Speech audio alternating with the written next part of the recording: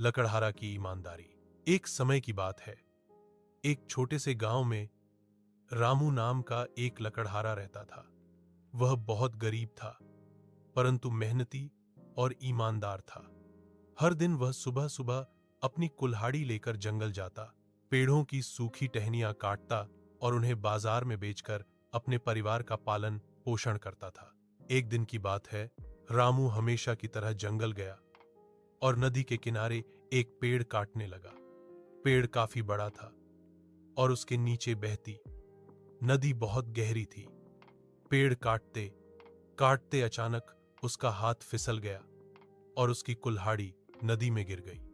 नदी का पानी बहुत गहरा था, इसलिए रामू नीचे जाकर कुल्हाड़ी नहीं निकाल सका। रामू बहुत दुखी हो गया। वह सोचने लगा, अब मैं क्या करूं? मेरे पास और कोई कुल्हाड़ी नहीं है।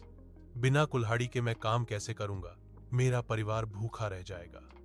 वह बैठकर रोने लगा। तभी वहां जल में से एक देवता प्रकट हुए। उन्होंने पूछा, बेटा, तुम क्यों रो रहे हो? रामू ने हाथ जोड़कर कहा, महाराज, मेरी कुल्हाड़ी नदी में गिर गई है। वह मेरी रोजी रोटी का साधन थी। अब मैं कैसे काम करूंगा? देवता मुस्कुराए और बोले, चिंता मत करो, मैं तुम्हारी कुल्हाड़ी निकाल देता हूं। उन्होंने पानी में गोता लगाया और कुछ देर बाद सोने की एक चमकदार कुल्हाड़ी लेकर आए। उन्होंने कहा, क्या यह तुम्हारी कुल्हाड़ी है? रामू ने तुरंत कहा, नहीं महाराज, यह मेरी नहीं है। मेरी कुल्हाड़ी लोहे की थी, सोने की नहीं। देवता फिर पानी में गए और इस बार चांदी की कुल्हाड़ी लेकर आए। उन्होंने पूछा, क्या यह तुम्हारी कुल्हाड़ी है? रामू ने कहा, नहीं महाराज, यह भी मेरी नहीं है। मेरी कुल्हाड़ी साधारण लोहे की थी।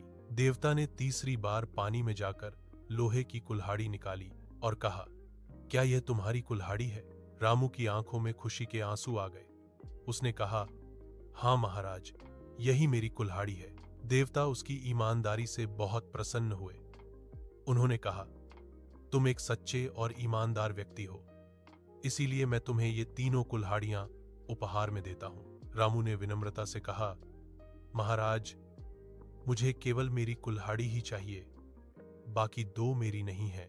देवता ने मुस्कुराकर कहा, तुम्हारी ईमानदारी ही तुम्हारा सबसे बड़ा धन है। उन्होंने आशीर्वाद दिया और तीनों कुल्हाड़ियां रामू को दे दी। रामू खुशी खुशी घर लौट आया। उसने कभी झूठ नहीं बोला और अपनी सच्चाई पर हमेशा गर्व किया। उसकी ईमानदारी की चर्चा पूरे गांव में फैल गई और लोग उसे आदर्श मानने लगे।